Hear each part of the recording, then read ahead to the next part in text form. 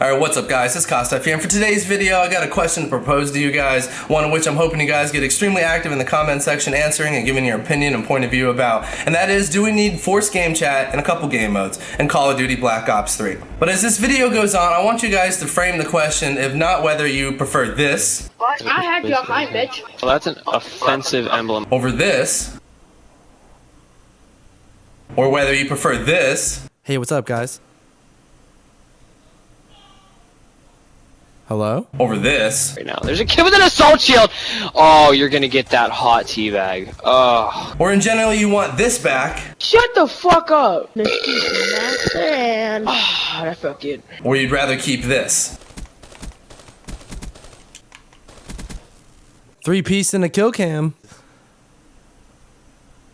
So instead of answering the question with what you would prefer, I'm hoping you answer the question of whether or not you'd like to have the choice. And I frame the question like this because people that prefer Call of Duty how it is now versus how it was before have always had that choice of muting people in game and excluding themselves from game chat. But the rest of us who really enjoy the social interaction of Call of Duty and actually find that to be one of the most attractive parts about playing Call of Duty.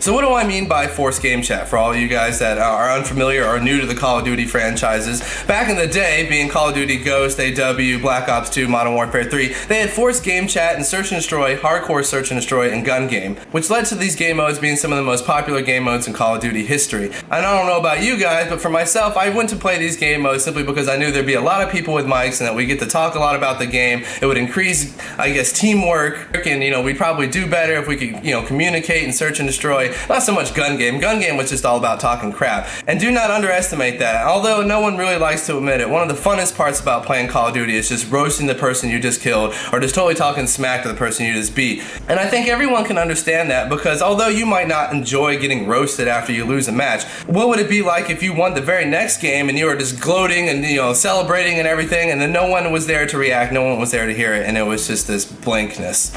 Even though you just did some epic play to clutch around, no one reacted. It was just really lame and boring. And if you follow me on Twitter, you know I do a fair amount of ranting on that site. I try not to, but every week or so, I always end up on some kind of tear about some random thing. And more often, it's been about forced game chat and Call of Duty Black Ops 3. Because I really do believe that we've lost a bit of the social element in Call of Duty. If you go sign on to multiplayer now on either PS4 or Xbox One, it's largely silent. Now, I understand why it's silent on PS4. Game chat is AIDS on that console, and hopefully no one that plays PS4 even watches this video or answers this question, because I know your answer. You don't want forced game chat because game chat on PS4 is AIDS. But I'm talking about Xbox One. So I was on there ranting about forced game chat like I do so often, and I actually got a response from David Vonderhaar himself, who is the head dev at the studio that makes Call of Duty Black Ops 3 Treyarch. And he responded that you can't force people to be social, that it'll annoy more people than you'll serve, that although it was a good argument, it ultimately fails.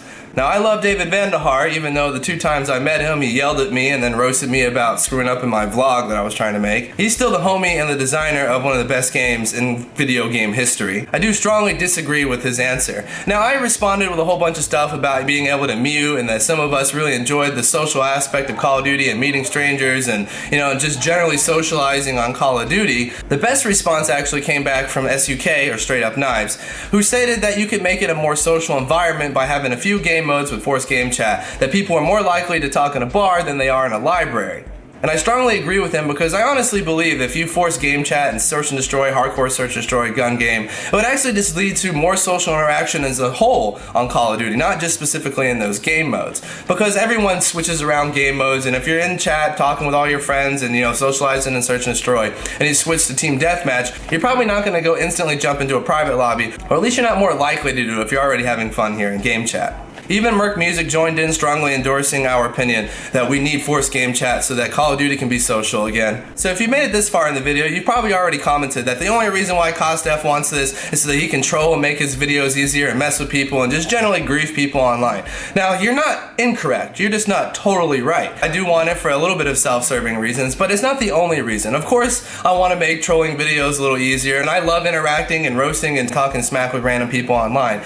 But that extends far past just just making videos. I play Call of Duty for hours every single day, and only about 6 to 10 minutes of it ends up in a video. I actually really enjoy the social interaction we have in Call of Duty, and most of these people that I make these videos about usually contact me afterwards saying how funny it is, so it extends much further than actually making videos. Some history about myself: I started gaming in Call of Duty pretty much. Now, I played, like most average kids, a video game here or there. I usually don't enjoy as much single player games. I actually haven't played like a single player campaign game since I was in like high school, and as soon as I discovered multiplayer, I really fell in love with just talking with random people and playing video games with random people and just the general atmosphere of multiplayer. I've never really gotten a kick out of killing an AI or beating an AI boss or beating the computer, so much so that I've never even played a Call of Duty campaign. Now, I've heard they're awesome. Now, I'm not hating on people that like that stuff because I'm sure they're absolutely epic.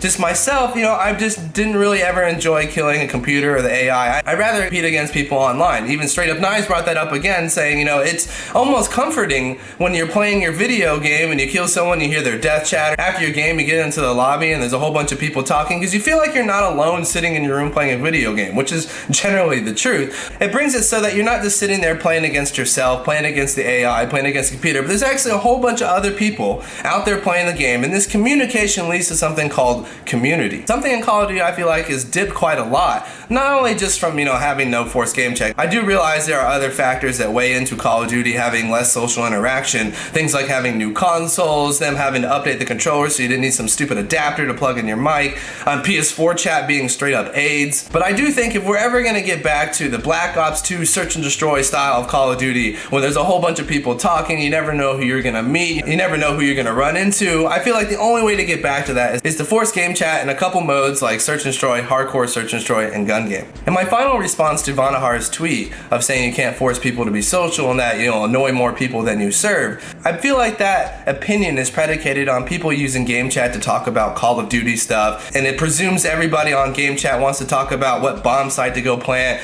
or to call out an enemy, and wants to make everything esports and Call of Duty multiplayer, which has traditionally just been a social arcade shooter where you went to just mess around and then no one really took too seriously, and the ones that did had sites like Game Battles and UMG Online and things like that to go enjoy Call of Duty their way. And my only evidence to really refute that is I have about 400 to 500 Call of Duty videos on YouTube, and none of them have any kind of conversation about what bomb to plant, what guns to shoot, where the enemy is, or anything like that. Most of the time it's just us talking about random stuff, and which is one of the coolest parts about game chat. It's not so much that you want to be able to have forced game chat so you can talk to people about the game. Sometimes you just want to game and talk about random crap. Not all my videos are about rage-infested little teens reacting to me throwing flashbangs at them. A lot of them is just them talking about some crazy ass shit and us having a really weird conversation. And this is the main thing I think the devs forgot about when they decided to cut forced game chat out and make it an option for everybody, is that some of us just really enjoy conversing with random people or conversing with our friends and random people while playing Call of Duty while not talking about anything to do with Call of Duty.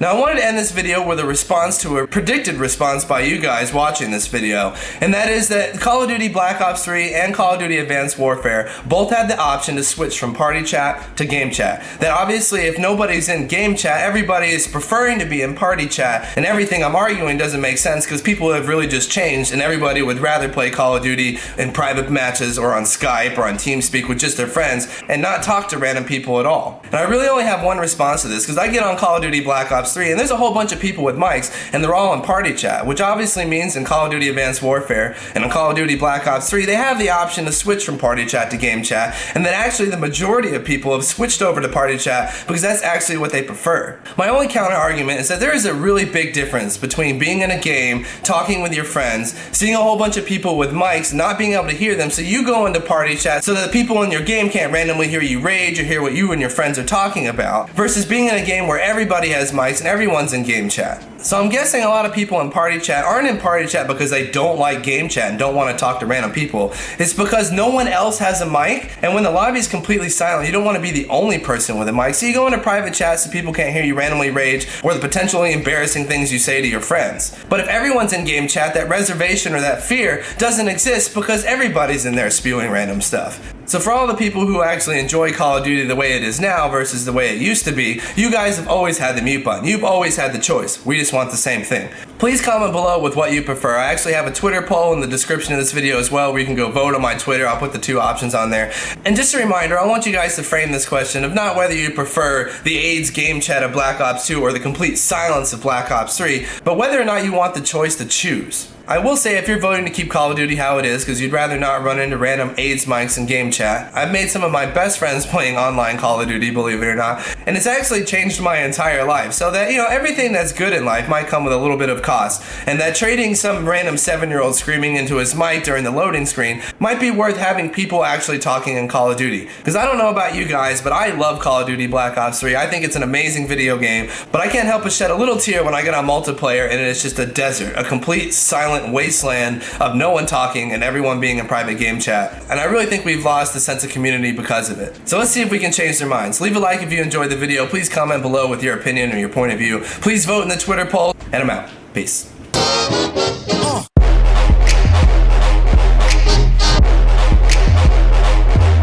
It is you! You caused that!